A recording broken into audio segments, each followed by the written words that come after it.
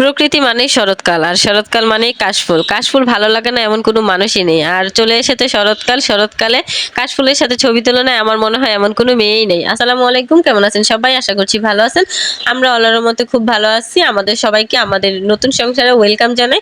তো সকাল সকাল ঘুম থেকে উঠে হাত মুখ ধুয়ে নিলাম, রেডি হয়ে গেলাম। কোথায় যাব? যাব হচ্ছে আমাদের বাবার বাসায়।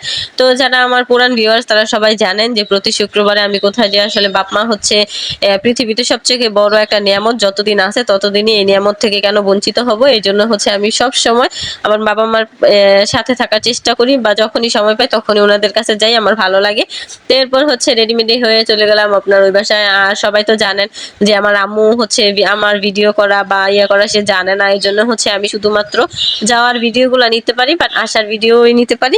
ওইখানে যাওয়ার পর কি হয় না হয় আর ভিডিও নিতে পারি না, মানে যতক্ষণ আম্মু থাকে ততক্ষণ নিতে পারি না। এরপর দেখুন মানে শরৎকাল, প্রথমেই তো বলেছিলাম শরৎকাল আমার তো খুবই ভালো লাগে। আমাদের বাড়ির পাশেই হচ্ছে কাশফুল ছিল। এরপর হচ্ছে দুই চেলাবেলা নিয়ে চলে গেছিলাম ওইখানে। চেলাবেলা মানে হচ্ছে আমার দুই বোন।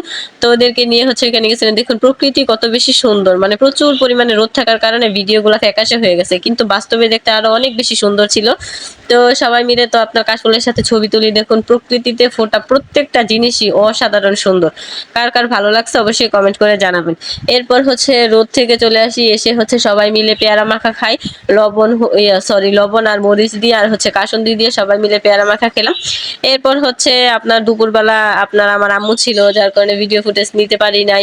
এটা হচ্ছে আপনার সন্ধ্যার পরে, মাগরিবের পর। তো আমার আব্বু হচ্ছে জানে আমি বিরিয়ানি খেতে খুব পছন্দ করি।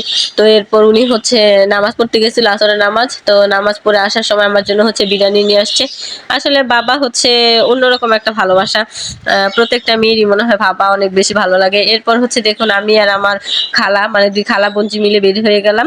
আপনার আমাদের ওইখানে হচ্ছে সাপ্তাহিক মেলা বসে প্রতি শুক্রবার।